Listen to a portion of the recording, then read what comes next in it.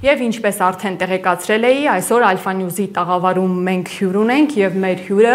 Արցախի խորհրդարանի Արցախի ժողովրդավարական կուսակցություն խմբակցության ղեկավար Դավիթ Մելքումյանն է, ում հետ քննարկելու ենք բազում հարցեր եւ մինչեւ հարցերին անդրադառնալը նախ ողջունենք պարոն Մելքումյանին եւ տեղեկացնեմ նաեւ, որ մեզ հետ տաղավարում աշխատելու է նաեւ Alpha News-ի գլխավոր խմբագիր Տիգրան Քոչարյանը։ Բարի երեկո եւ այսպես պարոն Մելքումյան, շնորհակալություն հարցազրույցի այս հրավերը ընդունելու համար եւ այսպես տեղեկություններ կան, որ մարտի 29-ին արցախցիները մեծ հանրահավաք են կազմակերպելու Ազատության հրապարակում։ Խնդրեմ ներկայացնեք, թե ինչ օրակարգով է կազմակերպվում այս հանրահավաքը, ովքեր են նախաձեռնողները, ինչ հայտարարություններ են հնչելու, ինչ ուղերձներ են հնչելու։ Շնորհակալություն, շնորհակալ եմ հրավերի համար։ Որքանով որ ես եմ տեղեկացված, սա այսպես հանրային նախաձեռնություն է եւ իմ կարծիքով շատ կարեւոր, այս ընթացքում շատ կարեւոր հարցերի ենք մենք անդրադարձել։ Առաջի հերթին այն պահանջները, որպեսզի Արցախի հավաքական վերադարձը ապահովում այդ գործընթացը տեղի ունենա, մենք պետք է ունենանք այստեղ Արցախի հավաքական միտք եւ կարծիք եւ իմ ունեցած տեղեկություններում այս մեկ ամսվա ընթացքում Արցախում գործող գրեթե բոլոր հասարակական կազմակերպությունները, ակտիվիստները երկար քննարկումներից հետո եկել են եզրահանգման, որ ի վերջո պետք է այդ ձայնը հնչեցվի Հայաստանում։ Որքանով որ ես եմ տեղեկացված, հանուն Արցախի նախաձեռնություն է եւ ինքը այդ պահանջները իրանք լինելու են այսպես մի շարք եւ մի մեծ փաթեթով, որպեսզի մի բառով ասենք, սա նրա մասին է, որ արցախցին չարթագաղթի, քանի որ այս տարի ու կեսվա ընթացքում կային բազմաթիվ միգուցե իրականում կային այդ քննարկումները, որին որ մենք ցավոք սրտի չէինք մասնակցում եւ պարբերաբար ստանում ենք տեղեկություններ, որ Արցախի հանրային սեկտորից են մասնակցում եւ այդպես էլ մենք չտեսանք այդ հանրային սեկտորը ովքեր են, ինչպիսի կազմակերպություններ են եւ ի վերջո այս նախաձեռնությունը փորձելու է այն հարցերը, որը կուտակվել են այս տարի ու կեսվա ընթացքում, բարձրաձայնվի, մասնավորապես հավաքական անվտանգ վերադարձի իրավունքի մասին է խոսքը գնալու, սոցիալական հարցերը, որը իմ կարծիքով այսօր սարսափելի վիճակում են, քանի որ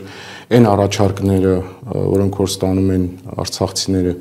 չի համապատասխանում այս իրականության, այս իրողությանը, այսինքն այնպիսի տպավորություն է ստեղծում, որպեսզի արհեստական արտագաղթ ստեղծվի։ Եվ իրականում օգտվելով առիթից ես նաև կցանկանայի շնորհակալություն հայտնել Հայաստանի մեր բոլոր քույրեր եղբայրներին, ովքեր որ որից մի վարքյան առանց կասկածանքի եւ մինչեւ այսօրը մենակ չեն թողել արցախցիներին։ Խոսքը չի վերաբերվում մեր քույր եղբայրներին, այդ մարդիկ էլ իրենց վերջի ունեցածը փորձում են օգնեն եւ աջակցեն։ Այստեղ պետք է այնպիսի լուծումներ ստանան, որ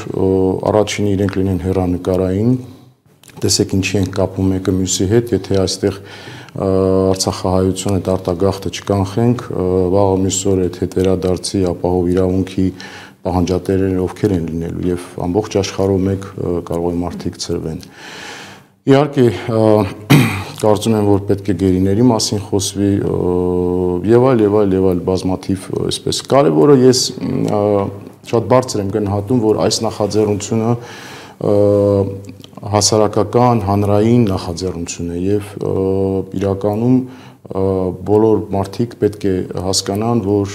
իրենք պետք է պայքարեն իրենց իրավունքների համար։ Դուք շատ կարևոր է, որ ասեցիք, որովհետեւ արդեն ցանցում նկատելի է, որ փորձում են թիրախավորել,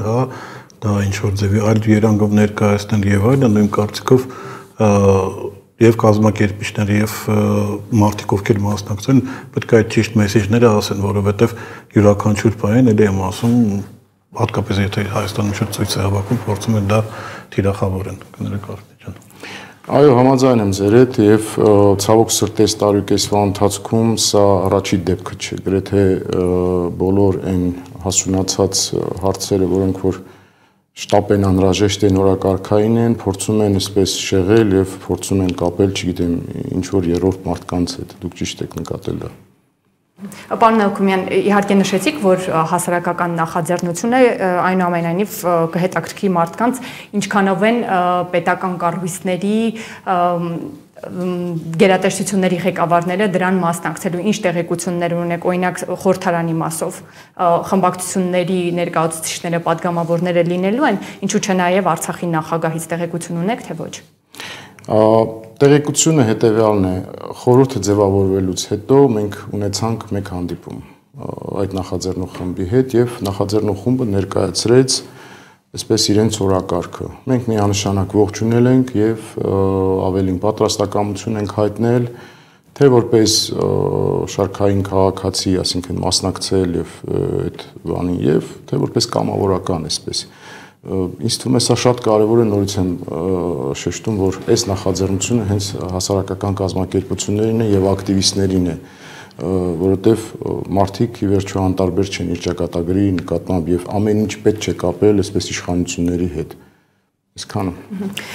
Հիմա գանք Արցախի հարցը միջազգային օրակարգում պահելու թեմային, գիտեք, Հայաստանի կառավարությունը այս թեմայի հետ կապված որևէ գործընթաց չի իրականացնում, հրաժարվել են, այդուհանդերձ գիտեք,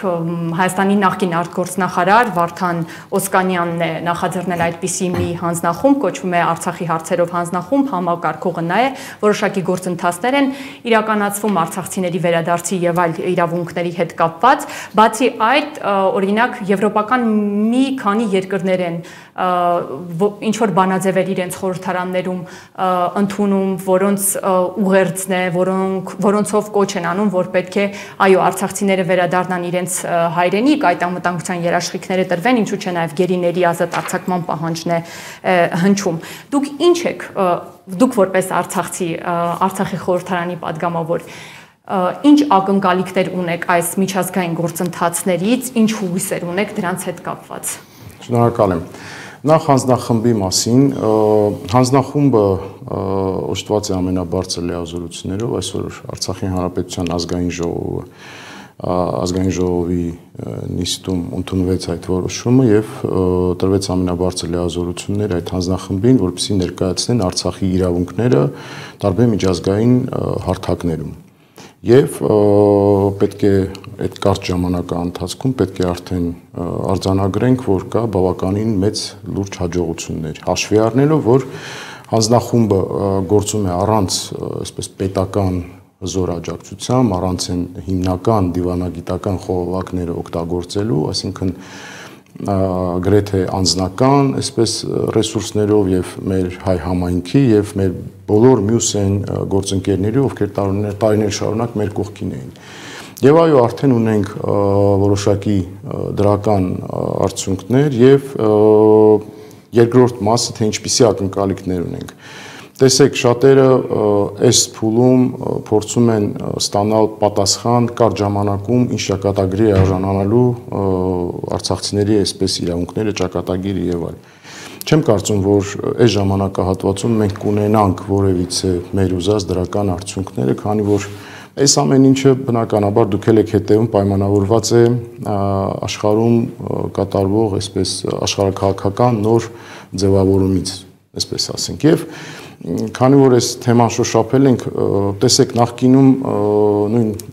ՄԱԿ-ի անվտանգության խորհուրդը, ՄԱԿ-ի կանոնադրությունը, իսկ ով է ասել, թե վաղը նոր աշխարհակարգ ձևավորելուց հետո այդ ամեն ինչը լինելու է այսպես ակտուալ։ Չենք բացառում, որ կփոխվի ի վերջո այդ ազգերի ինքնորոշման իրավունքը ում համար է գործում, հատուկ ընտրած պետությունների, թե ի վերջո մեր ամենահզոր ասացվածքը, որ ուժն է ծնում իրավունքը, սա է ճիշտը։ Սա բոլորը հարցեր են, որոնք որ մենք պետք է վերանայենք միանշանակ մեր քաղաքականությունը եւ այդ իսկ առումով շատ են կարեւորում հարցը մնա օրակարգի մեջ։ Ամենակարևորը այսօր որևիցե մեկը իրավունք չունես հարցը փակի եւ ինչպես դուք հետեւում եք գրեթե բոլոր կողմերից հնչում են բարբերաբար նման այսպես մեսիջներ, որ այո, հիմա մենք զբաղված ենք մեր խնդիրներով, բայց դա դեռ չի նշանակում, որ այդ հարցին չենք անդրադառնում։ Ավելին ասեմ, շատ են կարևորում Արցախի պետական ինստիտուտների պահպանումը։ Եվ մենք ունենք աշխարհի պատմության մեջ տարբեր պրակտիկաներ, որը այսինքն վտարանդի կառավարության օրինակով եւ կարծում եմ օրը ժամը գալու է երբ որ իրականում ամեն ինչ երբ որ հանգստանա մենք նորից կանդրադառնանք այս հարցերին։ Պարոն Մելքոյան, ես այսօր չար ոստիկան եմ աշխատելու, հա։ Տեսեք, այս շատ լավ է որ Եվրոպան խոսում է, Շվեյցարիան ինչ-որ բան է ասում, Բելգիան ինչ-որ բան ասում, բայց աշխարհակարգը փոխվել է, դուք նկատեցիք, ճիշտ ասեցիք։ Հիմա Եվրոպան առնվազն առաջին դերերում չի, հա, աշխարհակարգում որոշում ընդունելու, որոշում պարտադրելու եւ այլն, այլ եթե միանգամից ծուռնստենք դուզը խոսենք, երկու աշխարհակական կենտրոն կա, իրանք հիմա իրար հանդիպում են, հարցեր են լուծում։ Ես միգուցե չեմ տեսնում, որ այդ կենտրոնների հետ շփում է գնում, աշխատանք է տարվում, լոբիզմ է արվում եւ հատկապես ես հիշում եմ Տրամպի օգնականի խոսքերը, որ ասեց մենք իհարկե ադրբեջանական կարգավորումով կզբաղվենք, բայց դա ԱՄՆ-ին հետաքրքիր չի, որովհետեւ մենք դա լուծող չենք, պաստալով պաստորեն հայ-ադրբեջանական կոնֆլիկտը մի աշխարհակական կենտրոնի Մոսկվայի ձեռքը։ Հիմա հարցը այսպեսին է, եթե ուժային կենտրոնները ձևավորվում են հիմա այլտեղ, այդքան ջանք գործադրել հենց եվրոպական ուղղությամբ ստանալ այսպես բարի ֆանտիկներ, հա, եւ ինչ որ աջակցման խոսքեր, արդյոք դրանով բավարարվելը մեզ մենք ինքներս բավարարենք մեզ եւ նաեւ շատ լավ հիշում եմ որ Ֆրանսիան օրինակ բաների վրա գրոզավիկների վրա գրում էր Արցախ եւ այլն բերեց տեղ յուղի մոտ կանգնեցից ոչ մի բան, հա, ոչ շրջափակում անվեց ոչ մի բան, արդյոք այդ խոսքերը սատարման եւ այլն դա բավական է թե պետք է աշխատել նաև այն վերանշած աշխարհակական կենտրոնների հետ եւ շատ ավելի ակտիվ։ Շնորհակալություն։ Տեսեք, շատ փայլու դրան օրինակ է որպես պատասխան, ես կասեի եւ կնշեի Մինսկի խումբը, որտեղ որ եթե նկատում եք ոչ միայն Եվրոպան է, այլ ձեր հենց նշած աշխարհի հզոր գերտերությունները։ Եվ որ ուզում է Հայաստանը ծրի, բայց փաստորեն Մինսկի խումբը ոնց որ թե վերականգնվում է։ Իմ կարծիքով Մինսկի խմբի ամենամեծ խնդիրը առաջացել է այն ժամանակ, երբ որ Ուկրաինայում այդ ճգնաժամը առաջացավ եւ բոլոր այսպես հավաքական արևմուտքի ներկայացուցիչները հրաժարվել են շփվել Ռուսաստանի հետ։ Եվ մեր հաջողությունը կայանում էր, ինչպես մեր ավակ սերնդի ներկայացուցիչներն էին անընդհատ շեշտում այդ բանը, կայանում էր դրանում, որ Ռուսաստանն ու Ամերիկան երկու հարցի շուրջ դեռ այն ժամանակ մինչև պատերազմը ունեն այսպես համաձայնություն, դա Արցախի հարցն է, որ պետք է այսպես առանց պատերազմի լուծի եւ դիեզերքում։ Չգիտեմ ինչքանով է դա ճիշտ, բայց այնուամենայնիվ չեմ կարծում, որ այս հարցը իրենց համար փակված կլինի։ Թե ինչպիսի ձևաչափով, թե ինչպիսի օրակարգով, թե ինչպիսի առաջարկներ կլինեն, սա այլ հարց է։ Ես չեմ ուզում այսօր նորից ինչ-որ ամպագորգոր բաներից, որ խոսում էին տարիներ շարունակ, չգիտենք ինչպիսի օրակարգ է ձևավորվելու, բայց այն, որ օրակարգ ձևավորվելու է, դա միանշանակ է։ Միգուցե Արցախահայությունը, Արցախահայության պատասխանատու մարդիկ իրենք սկսեն Մինսկի խմբի հետ կամ Մինսկի խմբի երկրներ կամ գոնե Մինսկի խմբին ինչ-որ կոչեր բաներ անեն, որովհետև էլ եմ ասում, եթե իմ անձնական կարծիքով այդ ֆորմատը փակվի, Արցախի հարցը ոնց որ թե վերջնականապես կփակվի, որովհետև միակ լիազորված ՄԱԿ-ի կողմից կարծեմ խումբ էր, որը պետք է Արցախի բանակցությունները տաներ։ Իհարկե աշխատանքներ տարվում են փակ ռեժիմով եւ իհարկե մենք ամեն ինչ անելու ենք, որպեսզի այս հարցը օրակարգից դուրս չգա եւ չփակվի։ Երևի այսքան։ Պարոն Մելքոյան, Մոսկվայից Հայկ Խալաթյանը ձեզ հարց ունի, լսենք հարցը։ Ներողություն։ Ողջունում եմ։ Ուշադրությամբ հետևում եք ձեր խոսքերին, որ շարունակելու եք պայքարը, աշխատանքը։ Ինձ մի հարց է տակում, մեկ տեսեք, այս խաղաղ պայմանագրի հետ կապված ակտիվ կետերից մեկը վերջին, որին համաձայնվեցին իշխանությունները, դա միջազգային դատարաններից հայցերի հետ կանչումն է, բայց մի քիչ գիտեք ոնց հույսերից մեկը հենց այդ դատարաններում ստիպելն էր, հաղթելն էր եւ պարտադրել Ադրբեջանին գոնե որոշակի քայլերի գնալ Արցախահայերի հետ կապված, իրենց իրավունքները խախտված վերականգնել։ Հիմա եթե Հայաստանի իշխանությունները գնան այդ քայլի, Արցախահայերը ինչ են անելու։ Դուք պատրաստվում եք ինքնուրույն դուք ասելով նկատում եմ Արցախահայությանը ձեր կողմից հայցեր ներկայացնեք, դա հնարավոր է, հնարավոր չէ, արդեն քննարկել եք այդ հարցը Արցախահայության շրջանակում։ Շնորհակալ եմ հարցի համար, իրոք շատ կարևոր թեմա է մեզ համար եւ տեսեք, արդեն իսկ առանձին այսպես անհատների կողմից այս հարցին անդրադարձ եղել է եւ եթե չեմ սխալվում Արտակը Բեգլարյան արդեն այո ասաց, որ ես անձամբ դատի կտամ եւ կան այսպես կան նաև այլ ճանապարհով, հիմա այս պահին երևի չխոսենք դրա մասին, բայց այնուամենայնիվ առնվազն ազգային ժողովի մակարդակով եւ տարբեր կոչերով մենք փորձելու ենք գտնել այլ ճանապարհներ։ Նորից եմ շեշտում, այսօր ամենակարևոր հարցերից մեկն է Արցախի հարցը, Արցախի իրավունքների հարցը, այսպես այդ փաթեթով պահել օրակարգի մեջ։ Այո, կարող է այսօր ակնկալիքները շատ քիչ են, 2, 3, 5, 10%, չգիտեմ, բայց դա դեռ չի նշանակում, որ այսպես էս ամեն ինչը շարունակվելու է։ Մենք մի օր գալու է, երբ որ իրականում աշխարհը հանդարտվելու է եւ նստելու են բանակցելու։ Շնորհակալություն հարցի համար, մենք քննարկում ենք եւ իրականում հետեւում ենք այս ամենին եւ կփորձենք արձագանքել։ Եվ բացառիկության կարգով, պարոն Մելքումյան, տեսեք, Արցախի հայաթափումից հետո, Արցախի օկուպացիայից հետո դուք, որ արցախյան կողմից մասնակցում էիք եւ լախում տեղի ունեցող բանակցություններին, որպես այդպիսին որևէ հայտարարություններ չեք արել եւ մարդկանց հետաքրքիր է ի վերջո, թե դուք եւ մյուս բանակցը արցախյան կողմից ի վերջո ինչ էին բանակցում, ինչ էին քննարկում եւ լախում ադրբեջանական կողմի հետ, հստակության համար խնդրեմ նշեք, թե որպես այդպիսին քանի բանակցություն է եղել ադրբեջանական կողմի հետ ձեր մասնակցությամբ, ինչ է քննարկվել, ինչ առաջարկներ է արվել եւ արդյոք արցախյան կողմը որևէ փաստաթուղթ է ստորագրել։ Այո, շնորհակալություն, տեսեք, այսօր ամենա այսպես բան հարցերից մեկը իմ հետ կապված հենց այդ բանակցությունների թեման է, բայց ես կցանկանայի այս հարցին պատասխանել դեռ այն ժամանակ, երբ որ մենք Ստեփանակերտում էինք, ուրեմն ընդհանուր առմամբ 3 ռաունդ էր բանակցությունները եւ հենց առաջի հանդիպումից հետո երևի 3 կամ 4 օր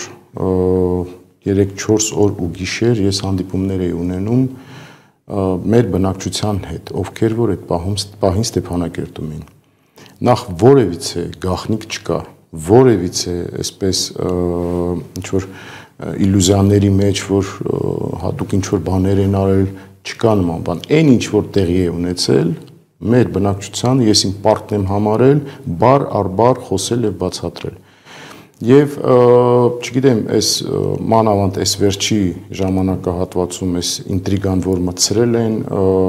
մասնավորապես, որ եւ լախում ինչ որ փակ գաղտնիք բանակցություններ ա եղել եւ այլ, իհարկե սա կեղծ օրակարգ եւ կեղծ շահարկումներ է եւ հիմնական հարցերը, որ մենք անդրադարձել ենք, որը որ քննարկվել է, դա սոցիալական, հումանիտար եւ անվտանգային։ Եվ իհարկե, ինչպես իրենք նշում են, իրենց կողմից ինտեգրացիա, ինտեգրման հարցերը, այսինքն այդ ինչպիսի ճանապարհով պետք է լինի եւ մեր կողմից մենք ինչ ենք առաջարկել, մեր կողմից մեր առաջարկները, այսինքն որոնք են եղել, սա է եղել այն հիմնական եւ ես այս թեմայով առիթ չեմ ունեցել շփվել դեռ լրագրողների հետ, բայց կարծում եմ շատ են շահարկում եւ պետք է ի վերջո որոշակի հակագծեր բացել։ Այն հիմնական մեր ձեռքբերումը, որը ես համարում եմ, որ իրականում ձեռքբերում է եւ այն բոլոր մարդիկ, ովքեր որ այդ օրերին իմ հետ շփվել են, մեր հետ եղել են, դա հարյուրավոր, հազարավոր մարդիկ են կոնկրետ Ստեփանակերտում եւ բոլոր այդ մարդիկ փառք Աստծո ողջ առողջ են։ Մեր հիմնական նպատակներից մեկը եղել է, որ շրջափակման մեջ մնացած այդ բոլոր մարդիկ դա կլինեն կամավորներ, դա կլինեն առանձին ստորաբաժանումներ, որպեսզի անվտանգ եւ ապահով դուրս բերեն եւ չեմ հիշում մի դեպք, երբ որ որևիցե մեկը դուժել է եւ կարծում եմ սա որպես հաջողություն պետք է արձանագրենք եւ այդ օրերին շատ կարեւոր էր ոչ հաց կար, ոչ ջուր կար, որևիցե բան չկար, ոչ հոսանք եւ այլ եւ կետերից մեկներն էր, որպեսզի միջպետական ճանապարհները բացվեն, հումանիտար այդ օգնությունը գա, սնունդը գա, ասինքն վերականգնվի գազամատակարարում, էլեկտրաէներգիան եւ այլ եւ այլ եւ այլ։ Պարոն Մելքոմյան, բայց ճակատային հարցում ամեն դեպքում Եվլախում որևէ փաստաթուղթ ստորագրվել է թե ոչ։ Եվլախում որևիցե փաստաթուղթ չի ստորագրվել։ Եվլախում նորից եմ կրկնում, քննարկվել է հումանիտար, անվտանգային։ Չեմ ասում, որովհետև ես նկատում եմ, որ լրագրողները ձեզ անդադ մոտենում են եւ նույնիսկ ցանցերում ասում են, գնացել եք ինչ-որ բան եք ստորագրել, ես դրա համար ուզում եմ այդ կոնկրետ պատասխանը մենք ունենանք։ Մեր պատվիրակությունը լիազորված չէր քննարկել կամ ստորագրել նման փաստաթղթեր, ավելին ասեմ, եւ նորից եմ կրկնվում, ցավոք սրտի էլի են շահարկում այն փաստաթուղթը, որը ստորագրվել է եւ բոլորիդ հայտնի է նախագահ Շահրամանյանի կողմից, դա որևիցե իրավական ուժ չունի եւ խնդրեմ բոլոր իրավաբաններից հարցրեք կամ այդ ոլորտի տեղյակ մարդկանցից հարցրեք եւ երկրորդ հրամանագրով ինքը հետ է կանչել իր ստորագրությունը, այսինքն անվավեր է ճանաչվել առաջի փաստաթուղթը։ Եվս մեկ հարց այդ օրերի դեպքերից ինձ համար վերջապես Արցախի պաշտոնյա կտանք եկավ համաձայնվեց։ Առաջի հարցը այստեղ այնպիսի տպավորություն է ստեղծվում որոշակի իշխանական շրջանակներից, որ այստեղ իշխանության ընդհանրապես տեղյակ չեն ինչ process է կատարվում եւ դուք փաստի առաջ եք կանգնացրել բոլորին, հա։ Եվ երկրորդ հարցը դա կապված է Սամվել Շահրամանյան ընտրությունների հետ, որովհետև այստեղ փորձում են ներկայացնել, որ դա ինչ-որ հատուկ օպերացիա է եղել իշխանափոխության, Արայիկ Հարությունյանը դեմ է եղել իշխանափոխության, իրան հանել են, դե տենց էլ ադրբեջանցիք ջղայնացել են ու որոշել են ռազմական ճանապարհով լուծել։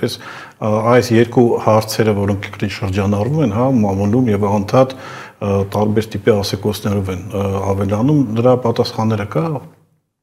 Այո, իհարկե։ Նախ ես էլ եմ զարմացած, որտեվ բարբերաբար այնպիսի հայտարարություններ եմ լսում այստեղի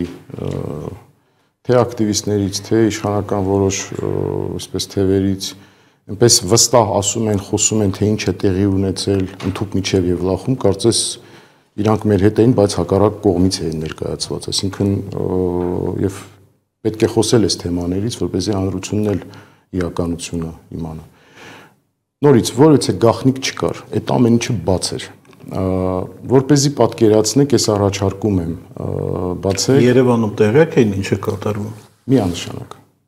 Բացեք Արայիկ Հարությունյանի պաշտոնական էջը, մասնավորապես իր վերջի ուղերձը, որ արդեն էլ ելք չկա, այսինքն վերջի կոչը իրեն, որ այս պայմաններում մենք էլ երկար չենք կարա ձգենք։ Ինչ վերաբերվում է այդ հրաժարականին, կոնկրետ մենք, մեր խմբակցությունը, մենք բազմիցս ասել ենք, այո, պատերազմից հետո ընդհուպ միջև այս ձևավորված խորհրդարանը պետք է այսպես լուծարվի եւ տեղը գան նոր մարդիկ, բայց ինչքան մենք չունենք, մինչդեռ մենք չունենք այդ հնարավորությունը, մենք իրավունք չունենք եղածը կամ այսպես պետական ինստիտուտները թիրախավորել։ Այսինքն մենք այդ երաշխիքները չունենք, որ կարողանայինք նոր ընտրություններ անենք եւ այս համատեքստում մենք միշտ փորձում էինք զուսպ լինել եւ Արայիկ Հարությունյանը պարբերաբար էր ասում, որ հրաժարականից էր խոսում եւ ավելին հակառակը ասեմ, մենք էինք համոզում, որ մի գնա այդ քայլի, մենք այսօր ի վիճակի չենք ընտրություններ անելու։ Եվ հարցրեք բոլոր այն մարդկանց, ովքեր գոնե ինչ որ չափ շփում ունեին քաղաքական այսպես դաշտի հետ, բոլորը միաձայն կասեին դա։ Եվ իրեն քայլեր իմ ունեցած տեղեկությունները, իր բոլոր քայլերը ինքը համաձայնեցնում էր իհարկե Հայաստանի հետ։ Ավելին ասեմ, միակ մարդն էր, ով շփում ուներ պաշտոնական Հայաստանի հետ։ Եվ պարոն Մելքոմյան, տեսեք, դուք կարճ անդրադարձ իհարկե ունեցաք Սամվել Շահրամանյանի այն հրամանագրի հետ, որով Լեռնային Ղարաբաղի Հանրապետությունը 2024 թվականի հունվարի 1-ից որպես այդպիսին դադարում է գոյություն ունենալ եւ իհարկե անդրադարձակ, որ հետ է կանչել իր ստորագրությունը այդ հրամանագրից, բայց սրա հետ կապված հարցերը շատ են։ Հիմա մարդիկ չեն հասկանում, չեն ընկալում, որովհետեւ տեղեկությունները հստակ չեն։ Ի վերջո ինչ տեղի ունեցավ, ինչ էր դա նշանակում։ ես իդեպ վերջի հարցին չպատասխանեցի, տեսեք այդ օրերին շատ ծանր իրավիճակ էր ստեղծվել եւ վերցնել իր վրա պատասխանատվություն գիտակցելով, որ այո, կարող է այսպես ամենածայրահեղ ծանր սցենարը լինել, դա իմ կարծիքով այսպես շատ ուժեղ քայլ էր։ Խոսքը վերաբերում է գործող նախագահին Սամվել Շահրամանյանին, այո։ Իհարկե այսօր այլ ռակուրսից են այդ ամեն ինչը մեկնաբանում եւ կարծում եմ օրը կգա, ժամանակը կգա, ինքն էլ ավելի այսպես, չնայած արդեն ինքը խոսացել է դրա մասին, մի քանի հարցազրույց տվել է, եթե չեմ սխալվում, բայց ժամանակը կգա, կարծեմ ինքն էլ ավելի բան։ Ներողություն, իսկ ձեր հարցը Իմ հարցը վերաբերում էր հենց նախագահի հրամանագրին, հարցերը շատ էին դրա հետ կապված, իրավական տեսանկյունից էլի, որ արդյոք կարող է նախագահը առհասարակ ցանկացած երկրի նախագահ որպես այդպիսին հրամանագիր ստորագրել, որով արդեն կարող է այդ հանրապետությունը լուծարված ճանաչվի։ Այո, ես արդեն դրա մասին մի անգամ խոսել եմ եւ կարծում եմ եւս մեկ անգամ պետք է, որտեղ այս թեման իրականում շատ կարեւոր է։ Ոչ, որևիցե նախագահ այդ լիազորությունները չունի։ Կա հատուկ ընթացակարգ, որով լուծարվում է պետություն, կազմակերպություն, չգիտեմ, տարբեր։ Դա հստակ գրված է, եթե կազմակերպություն է կանոնադրության մեջ, եթե պետություն է սահմանադրության մեջ։ Եվ որպեսզի այս թեման վերջնական, այսպես փակենք, բոլոր մեր քայլերը, որ Արցախում մենք արել ենք, բխում էր մի պարզ տրամաբանությունից, մի պարզ, այսպես որպեսզի մարդկանց ապահով եւ անվտանգ այդ տարհանումը կազմակերպենք։ Բոլոր, այսինքն հիմա այո, այսօր ահագին մարդիկ տարբեր ձև շահարկում են արցախցիները։ Այս ինչ եղավ, այս ոնց եղավ, բայց նաև ունենք այլ օրինակներ։ Ես էլի եմ խոսացել դրա մասին, նույն Սիրիայի օրինակը, որը ցավով մենք հետևում ենք, թե ինչ է կատարվում այնտեղ, որ մարդիկ մնացել են։ Եվ վերջում, պարոն Մելքումյան, իհարկե Արցախի խորհրդարանից հայտարարություն որպես այդպիսին կար, որ խորհրդարանական աշխատանքը շարունակվում է։ Ինչպես է ընթանում այդ աշխատանքները, դա ինչ է նշանակում, նիստեր են գումարվում, ինչ հարցեր են քննարկվում, որպես այդպիսին Արցախի պետական կառույցների աշխատանքը այստեղ շարունակվում է եւ որպես այդպիսին գործում է Արցախի նախագահի ինստիտուտը։ Այո, շնորհակալ եմ, շատ կարևոր հարց է, ինչպես ես քիչ առաջ նշեցի, մեր ամենակարևոր եւ հիմնական օրակարգային հարցերից մեկն է պահպանել պետական ինստիտուտները։ Շատ հաճախ երևի դուք հանդիպում եք համացանցում, մենք հանդես ենք գալիս տարբեր հայտարարություններով։ Ցավոք սրտի մեր ունեցած հնարավորությունները շատ սահմանափակ են։ Եվ նաև օգտվելով առիթից, այո, շատ հաճախ մեր հանրության կողմից կա այդ դժգոհությունները, բողոքները եւ ինչու էսպես չեն անում, ինչու այնպես չեն անում։ Մենք ընդունում ենք դա։ Իրականում մենք ստանձնել ենք այդ պարտականությունը եւ պատասխանատվությունը եւ փորձում ենք այս ծայրահեղ ծանր իրավիճակում առաջինը պահպանել այդ պետական ինստիտուտը եւ երկրորդը չունենալով ոչինչ ինչ որ մի բան անել մեր հանրության համար։ Իսկ պայմանները իրականում շատ ծայրահեղ ծանր են եւ կարծում եմ մենք կարողանանք բոլորս միասին եւս հաղթահարենք այս դժվար օրերի իրավիճակները։